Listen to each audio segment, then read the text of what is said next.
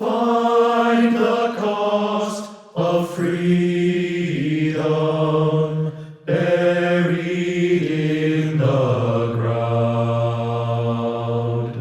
Mother Earth will swallow you. Lay your body down.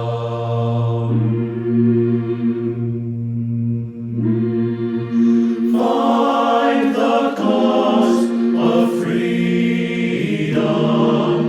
buried in the ground. Mother Earth will swallow you. Lay your body down. Dum, dum, dum,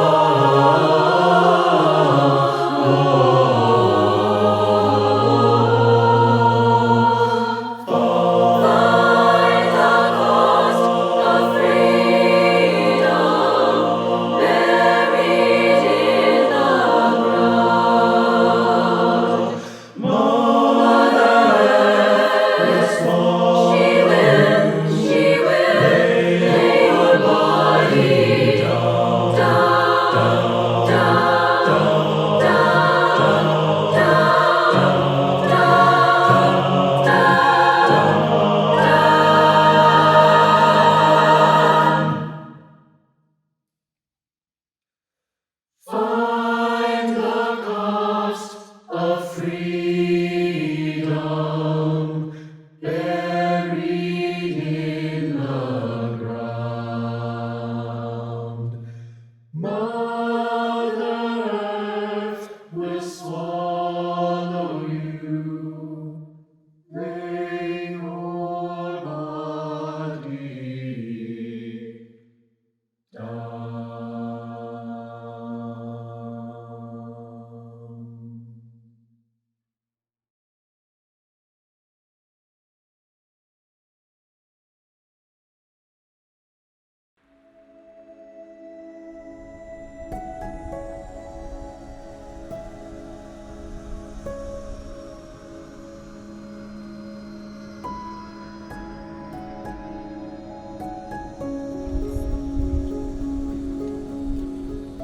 Located right beside Taylor Hall is a parking lot, the parking lot that 4 students unfortunately passed away during the May 4th shooting. And I have parked in that parking lot, I have walked across it, I have talked to my friends while walking across it, and I think there's something incredibly powerful about something that people encounter daily, having such a wound located there.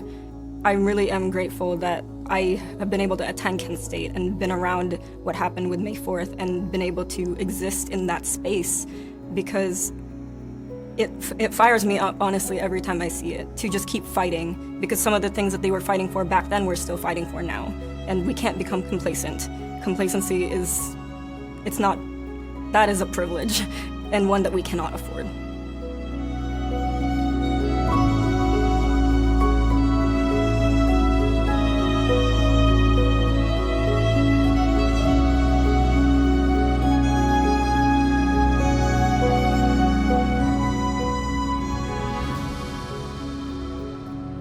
Hello, my name is Todd Dyken, and it is my great honor and responsibility to serve as the president of Kent State University. I have said many times that you do not have to be an historian to understand the place of Kent State University in the history of modern America. but I am an historian, and I do appreciate both the seminal place of our university in our nation's history and our ongoing responsibility to share this history and the lessons of May 4, 1970. It is also my great honor to announce the creation of 4 scholarships, each of them bearing the name of a student slain on May 4, 1970. Scholarships in the names of Allison Krauss, Jeffrey Miller, Sandy Scheuer, and Bill Schroeder will be awarded to students majoring in Peace and Conflict Studies at Kent State University. My best wishes and deepest thanks go to the families of our slain students.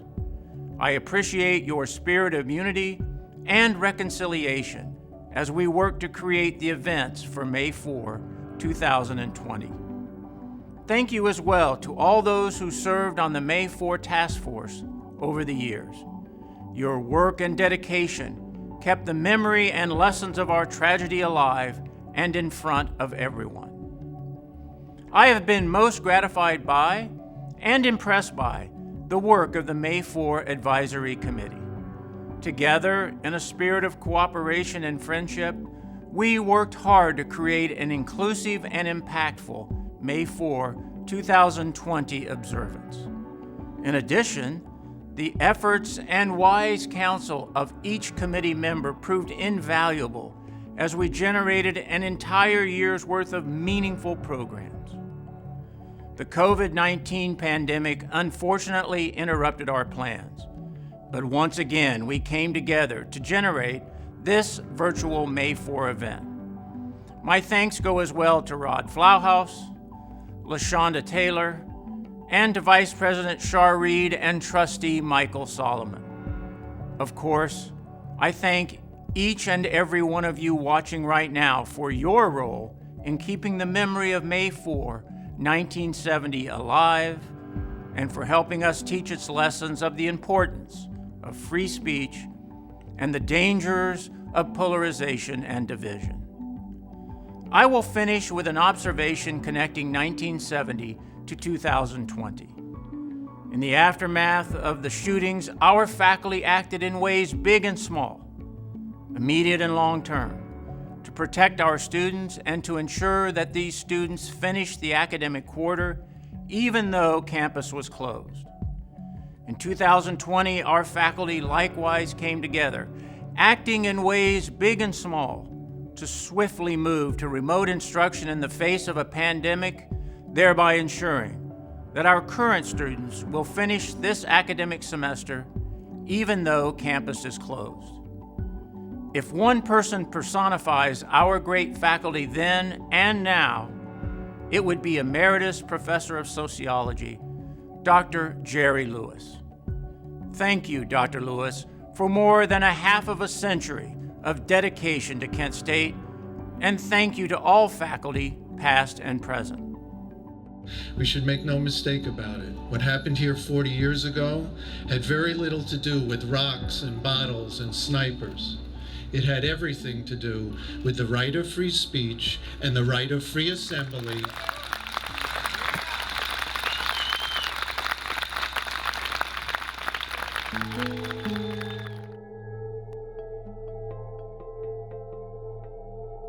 It is not our power, but our will and character that is being tested tonight.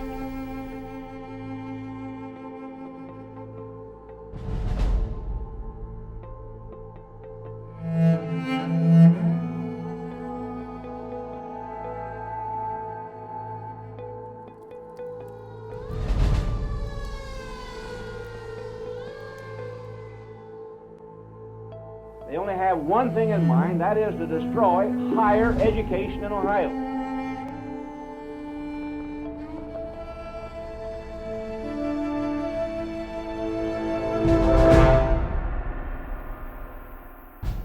On the morning of Monday, May 4th, when I woke in my dorm, I was awaking with the realization that the soldiers that were outside and guarding the doors of my dorm were not there to protect me. I had a history examination Monday morning. I remember the professor announcing to the students on Monday morning that if any of them felt that the events of the preceding days had interfered with their ability to adequately prepare for this examination, that they would be able to take the examination at a later date. And my girlfriend at the time made me promise that I would not go to the demonstration that day.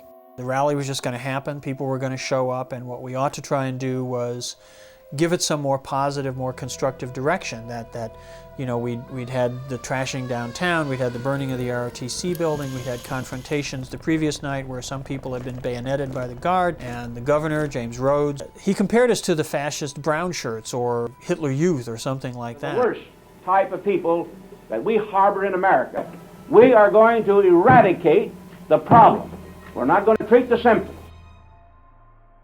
I had two decent professors. They were just great about it. And they both said at different times of that morning, just make yourself a simple task. See if you can come up with something that says student protest in America. Because it wasn't just Kent. I kept seeing that noon rally on Monday as the moment when we wouldn't just be students at Kent State. We would be students across the country, all at the same time at noon with a concerted call to end the war in Vietnam. I've just made a commitment that I wasn't going to go to that, but then I also said to myself, this is too important for me to pass up. There was a string of guardsmen stretched out from the ROTC building, a formation, and as I got past the last guardsman, he said to me, "Hey boy, what's that you're carrying there?" And I said, "Just a couple of black protest flags." And he said, "Well, today we're going to make you eat those flags." I was still the vice president of the student body and president of the student senate. I felt that it was my obligation to be out there to make sure that nothing occurred that was going to harm any of those students. I actually stood up on that brick structure and tried to call for a student strike. He made a very brief speech. Is it the feeling of the students on the Kent State campus that we should join the national student strike to oppose the invasion of Cambodia?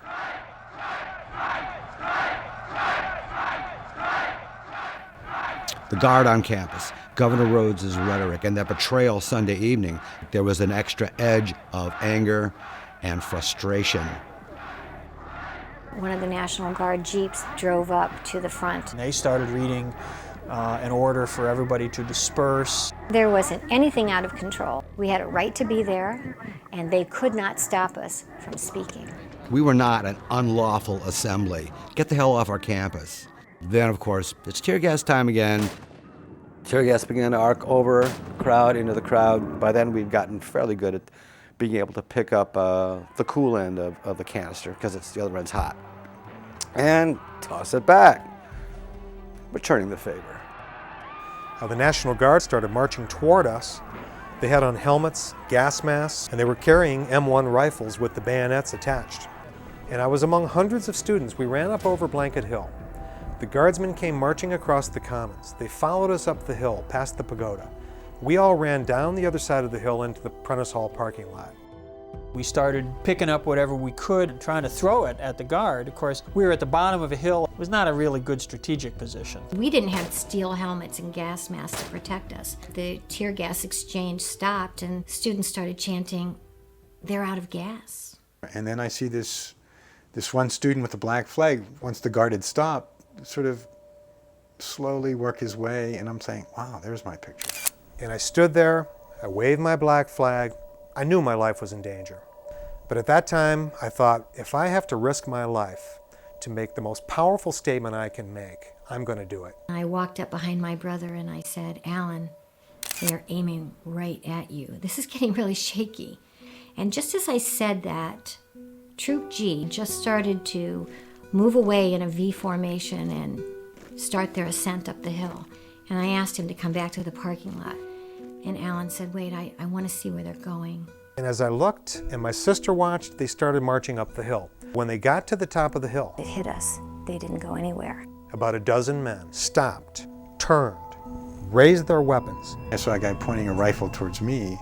The guardsman with the baton in his hand was saying, "Get set, get ready, fire." This metal sculpture just erupts in this cloud of rust. And there's a tree, nice big chink of bark comes off.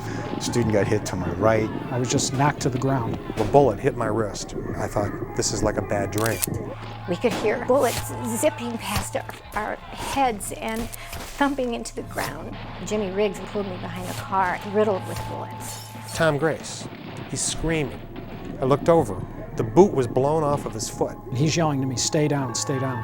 And when you're caught in the open, being fired on, with no opportunity to defend yourself, it's the loneliest and sickest experience you can imagine.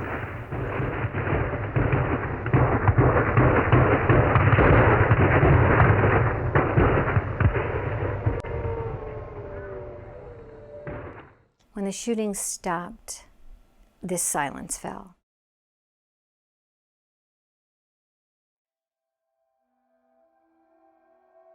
I still feel and hear everything from that moment. One moan and one cry and one scream was joined by more and more and more. This collective cry of anguish. No, you did not do this. You did not do this.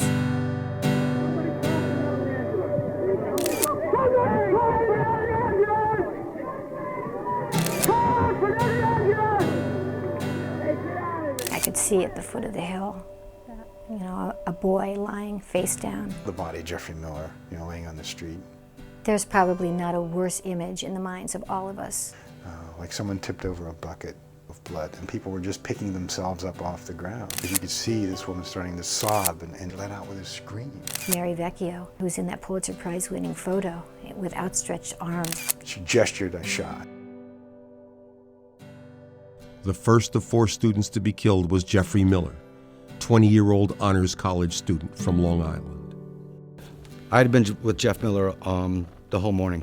Went back to where I thought he was, and it's still unbelievable.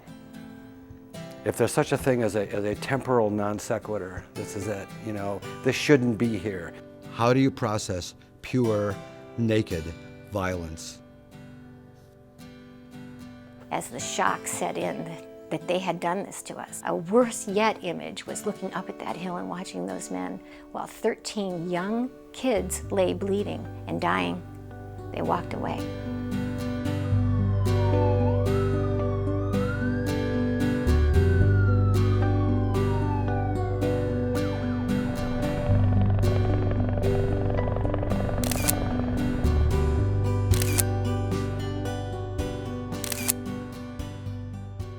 Many of us then just ran around aimlessly, looking for the people that we loved, trying to make sense of it all. I didn't even know I was running past where Allison Krauss was dying in the arms of Barry Levine.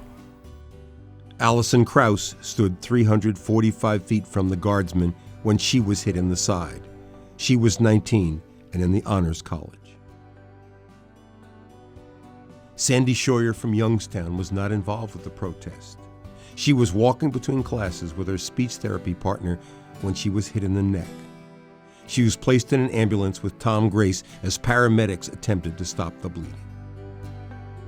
I remember the ambulance attendants trying to revive her, and she had a neck wound, and I remember them saying, you know, it's no use. And I remember them pulling the sheet up over her head.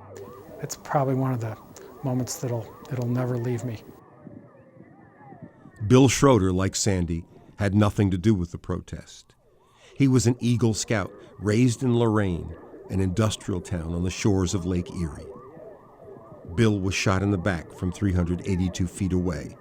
He died in the hospital an hour later. By order of President White, the university campus has been closed. Please return to your dormitories and leave the campus by the shortest route as soon as possible. We went into our rooms and just grabbed a few things and packed a bag kind of hastily. And before we left, I remember my father saying, "Show me where it happened." So as I walked up the hill to the pagoda, I saw bullet shells. And I just reached down and picked up a handful of them. And as I was holding those shells, I just looked down at those triggermen and just started screaming, "Murderers, murderers," as I was holding these shells. And I just had my fist out. I just remember being so angry. I felt my father putting his arms around me and holding me really tight and begging me to stop screaming at them. And my father, this World War II veteran, realized this can happen in America. It just did.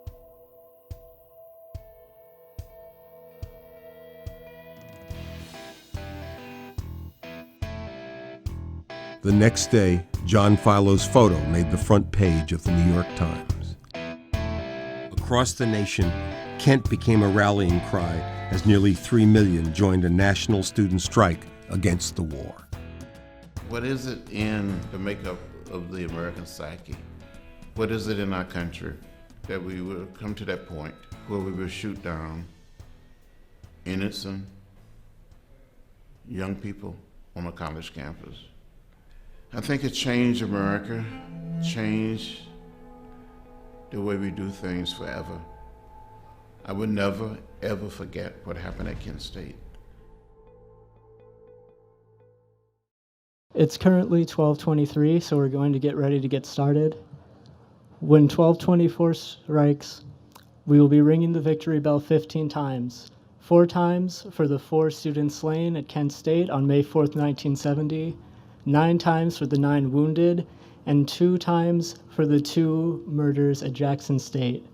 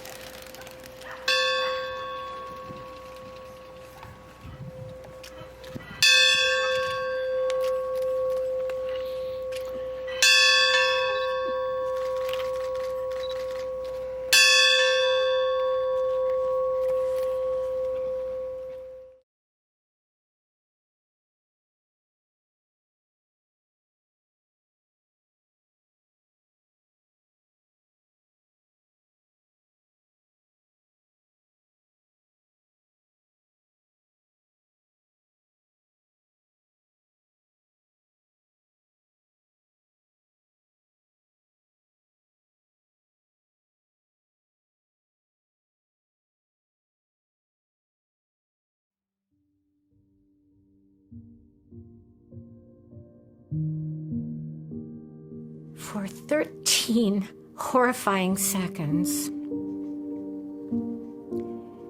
we wondered about all those students out there in the open who didn't find a car or a tree to get behind. That's what I remember thinking the entire time I crouched and waited for 13 horrifying seconds. When the gunfire stopped, I think every one of us who was there will recall the deafening silence.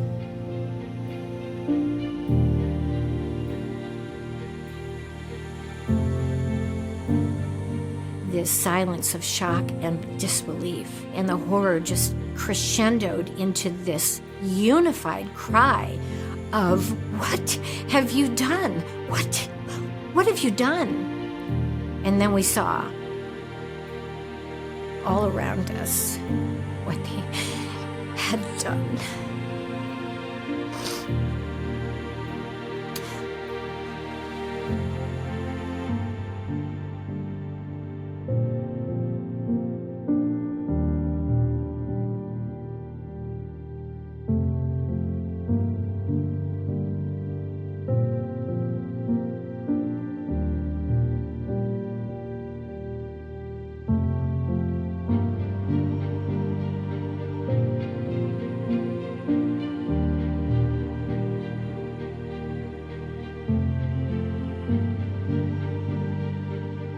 You've got a couple hundred students there who might get hurt. Are you all ready? Try to move them out first.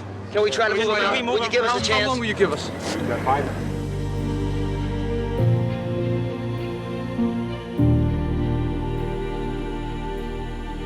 Please listen to me right now. Wait a minute, hold on! I am begging you right now.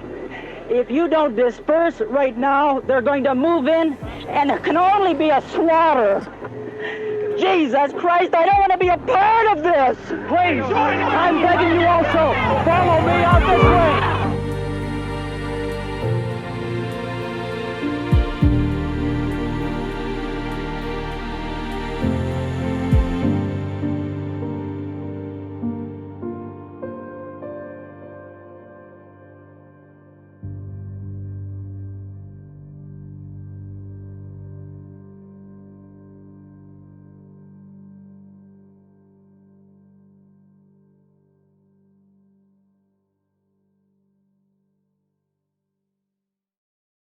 Got into my apartment, and I figured I better call Jeff and tell him to get out of there, that he doesn't have to hang around during all that trouble.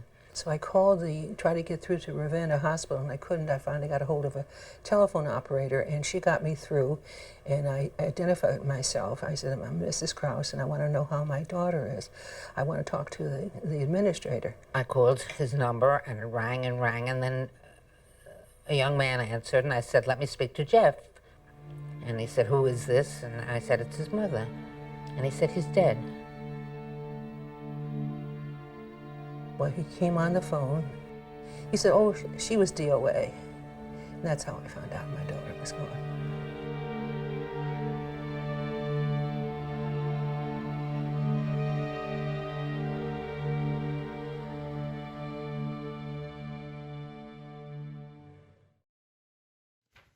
Hi. My name is John Cleary, and I was one of the wounded students 50 years ago. I was shot in the chest near the iron sculpture next to Taylor Hall. I was not a protester, but a student going to class, whose curiosity brought me to the Commons to watch a noon rally. It wasn't long before the number of students swelled into the thousands, mostly students like me who wanted to see how events were going to unfold. I watched the National Guard proceed to the practice football field, kneel and aim their rifles at the students in the parking lot. I lingered near the metal sculpture, hoping to get a picture of the Guard as it reached the crest of the hill that led back to the Commons. Suddenly, they turned and fired directly into the parking lot without any warning. I was caught in their line of fire, falling immediately after being shot. My next recollection was in the hospital, awaiting treatment. I was roommates with Joe Lewis and Dean Kaler, witnessing their pain and agony as they struggled with their wounds. I was privileged to attend Howard Ruffner's book signing last fall. We were bound together by a picture of me on the ground, which he took, which made the cover of Life magazine. But another picture that had a big impact on me is a picture of me on the ground, surrounded by accordion people, protecting me from the Guard, and several people tending to my wounds, including Joe Cullum and Brother Fargo. This is the picture I'm referring to right here.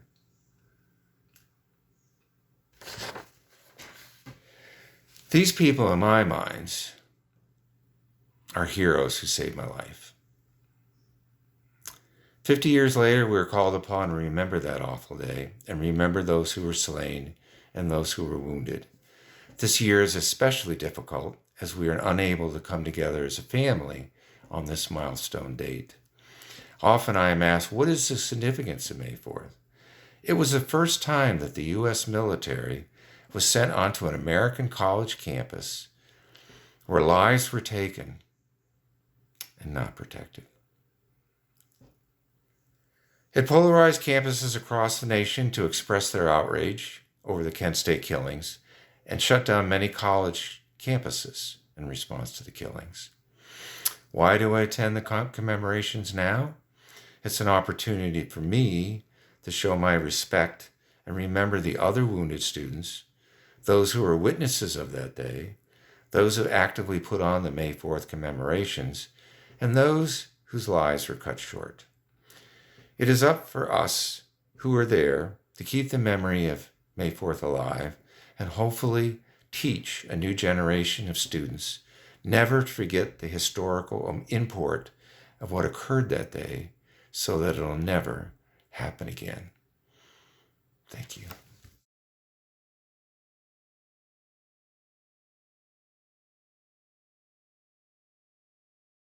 Well, that's very important, especially at this date. You know, down through the years or through the decades, there were some antagonisms in the earlier years where the students had to kind of increase some pressures for the purpose of raising awareness with the public. The university really wasn't on board as much in the earlier decades, but now they are.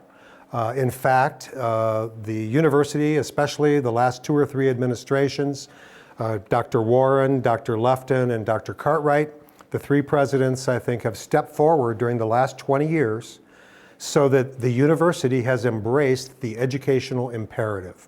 It's been their duty for a long time. And now to see the university administration, the faculty, the students, everybody's on the same page. And I think this is just a much better situation to see the administration and the trustees embrace this issue, because really this university is where the tragedy happened, and the university has a duty to the 4 students who lost their lives to make sure this doesn't happen again.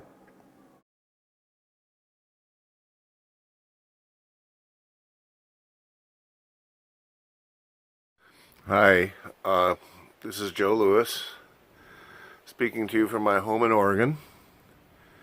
I'm very sorry we're going to not be able to get together for the 50th commemoration ceremony or celebration. For me, it was always a bittersweet reunion. I'm very glad to be able to get together and honor the memory of Allison and Sandy, Jeff and Bill. And I'm also happy when I can get together with my blood brothers, a group of very kind and wise men who share a unique experience in life. I'm glad for the participation over the years of the May 4th Task Force, their various leaders, and the students at Kent State University who join us each year for the commemoration. I'm happy to say I've only missed a couple in the last 30 years and would have been there this spring as well. It's important to underscore the importance of peaceful protest and to protect it as a value in our society. The free speech and free assembly rights that we exercised at Kent State on May 4th, 1970, but also to remember the tragic deaths and loss of Allison and Sandy, Jeff and Bill. After 50 years, I don't think about the Kent State shootings every day. I focus on my life and my occupation, but mostly my family.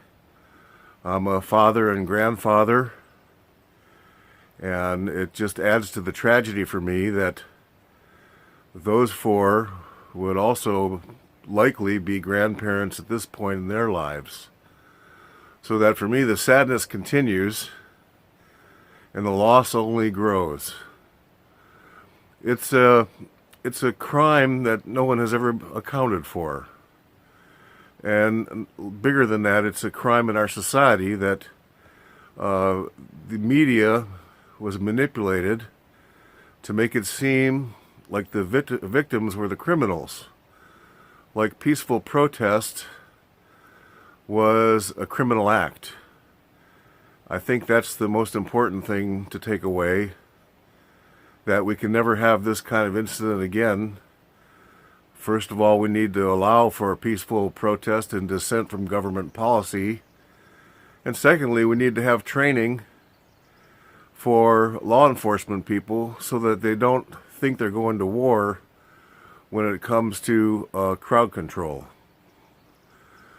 I want to acknowledge the work of many, many people, most of whom I won't name, especially in my mind today is the work of Carol Barbado and Laura Davis, Carol comes to mind, may she rest in peace, because she said she would never miss a May 4th commemoration.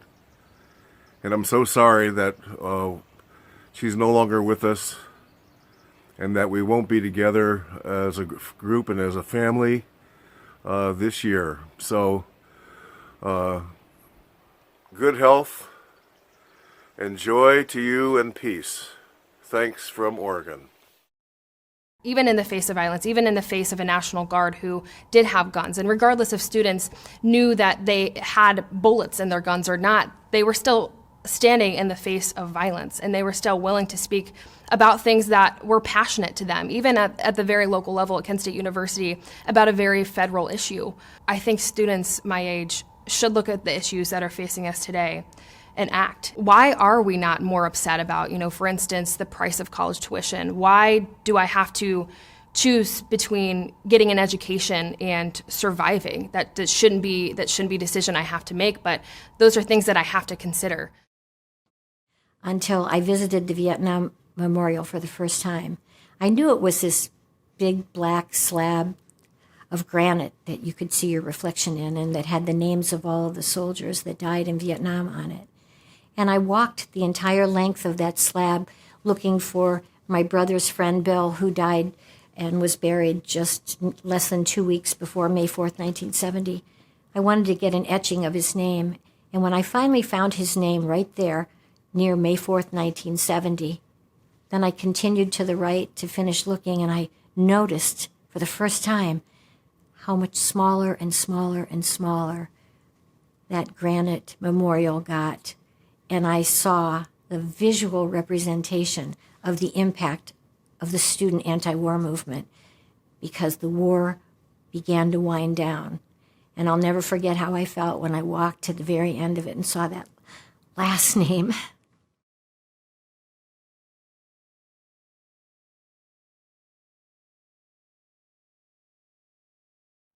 "50 years ago, I was still playing the Youngbloods when I heard the tragic news.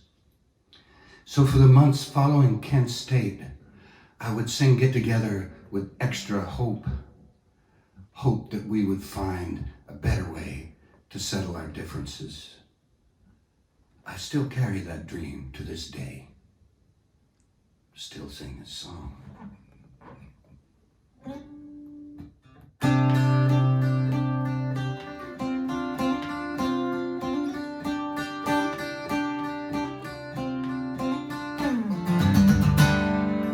Love is but a song we sing.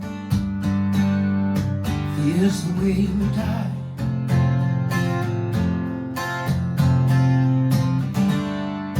We can make the mountains ring, or make the angels cry.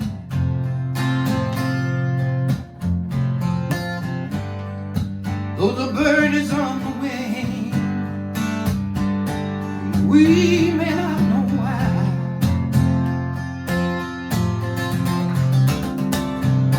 Come on, people, now, smile on your brother. Everybody get together, try to love one another right now.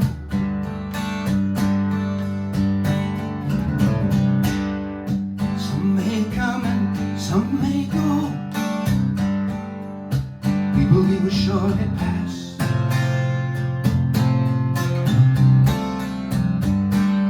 When the one that left us here returns for us sadly,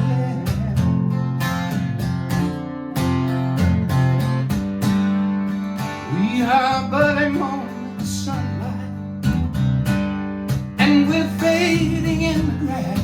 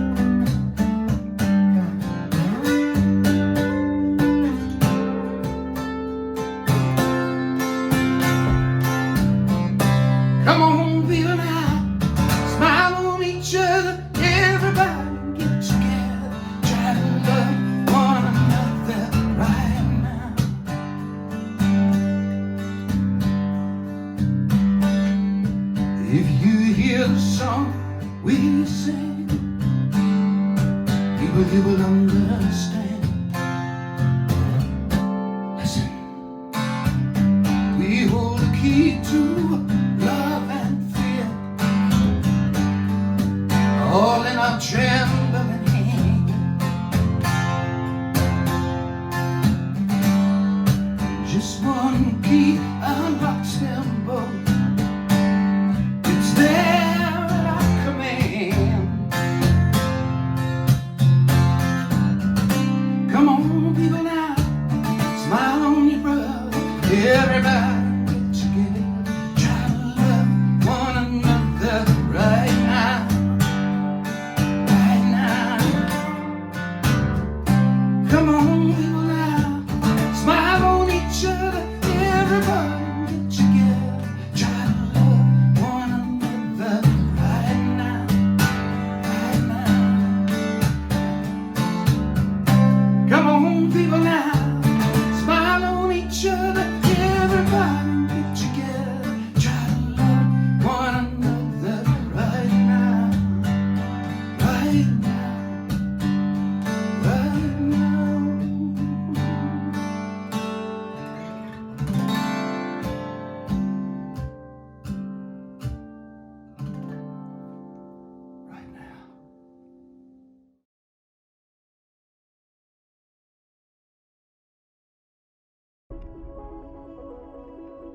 Thinking of you, my dear sister, Sandra Scheuer. How can I tell you? I can't think of the right words to say, that I'm always walking with you, but you aren't there.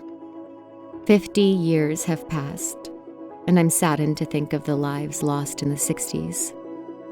May 4th, 1970, changed my life and the lives of my family. My sister was an innocent bystander, but for me, there is some comfort of mind, thanks to those concerned individuals and groups that have been responsible for the truth and the permanent records of the events. By voting to keep the First Amendment to the United States Constitution alive and functioning, we will be working to keep such a tragedy from happening again. Thus, we will protect our freedom to assemble, our freedom of speech, freedom of the press, religious freedom and respect, and the important right to petition the government for a redress of grievances. I am missing you so much. Audrey. One of the lessons that I pulled away from my education about May 4th is this idea of learning to think for yourself and standing by what you believe. You need to encourage others to do the same, even if they disagree with what you believe. On May 4th, 1970, I was 50 years old with brown hair and 2 good legs. Today, I'm 90 years old and can no longer pitch batting practice for the young ones. The death of a child is very heartbreaking, but life goes on. There have been many deaths in our family, but new lives as well. I believe that our efforts to prevent another Kent State-type tragedy have been rewarded with a new resolve for peace on earth and goodwill.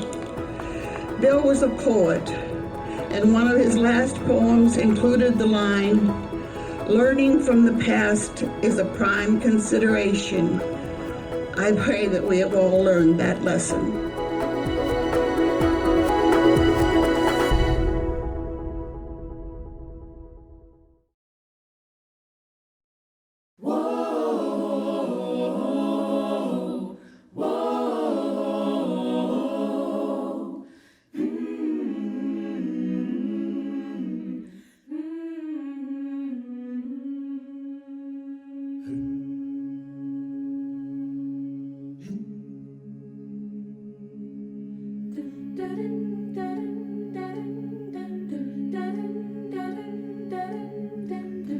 Soldiers and Nixon's coming, we're finally on our own. This summer I hear the drumming, for dead in Ohio, for dead in Ohio, for dead in Ohio, for dead in Ohio, for dead in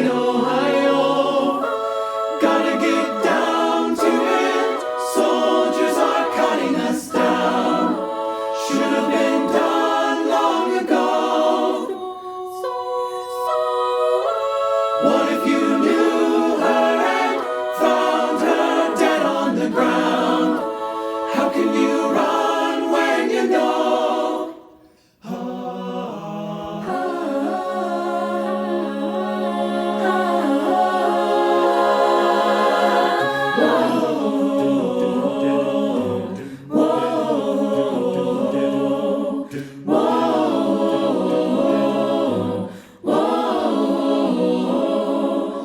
Tin soldiers and Nixon's coming. We're finally on our own. This summer I hear the drumming. For dead in Ohio. For dead in Ohio. For dead in Ohio.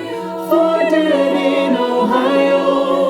For dead in Ohio. Gotta get down to it. Soldiers are cutting us down. Should have been done long ago.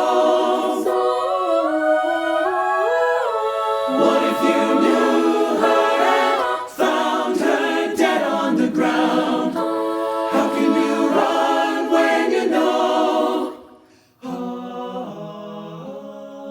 I hear the drumming. I hear the drumming. How can I hear the drumming? How can I dead on the ground?